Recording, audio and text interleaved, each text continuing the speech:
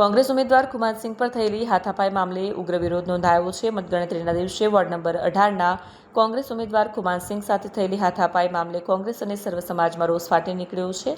આ મામલે આગેવાનો અને સમાજના પ્રતિનિધિઓએ ઘટનાને લોકશાહી પર હુમલો ગણાવ્યો। આરોપ છે કે ભાજપ કાર્યકર્તાઓ અને ભાજપ સાથે સંકળાયેલા લોકો દ્વારા હાથાપાઈ કરવામાં આવી હતી। વિરોધ પ્રદર્શન બાદ રેલી સ્વરૂપે સુરત પોલીસ કમિશનર અને કલેક્ટરને આવેદનપત્ર આપવામાં આવશે।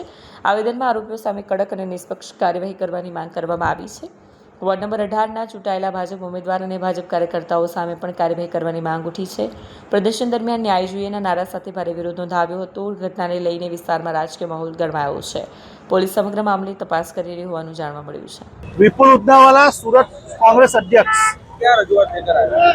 28 तारीख को सूरत महानगर पालिका नगर निगम के चुनाव थे।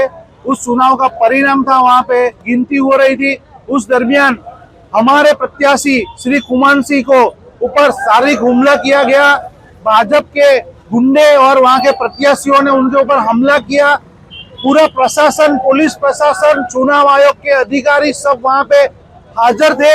उनके सामने हमला किया गया और जिस तरह उन लोगों ने अपने हाथ में, पूरे चुनाव पंच को अपने हाथ में रखा है, पूरे प्रशासन को हाथ में रखा है और किसी भी चुनाव लड़ने वाले के ऊपर हमला कर सकते हैं, वो उसने उसे चेतावनी दी। उसके सामने आज हम लोग महात्मा गांधी चिन्ह मार्ग आंदोलन करें। यहाँ पे सारे समाज के लोग, राजस्थान के सारे सर्व समाज के लोग, सूरत के सर्व समाज के लोग और हमारे कांग्रेस के आगेवान हम इस आंदोलन की शुरुआत की। जब तक कुमार सिंह को न्याय नहीं मिलेगा, जब तक समाज को न्याय नहीं मिलेगा, जब तक भारत के बंधारण को न्याय नहीं मिलेगा, तब तक हम हमारा आंदोलन शुरू रखेंगे।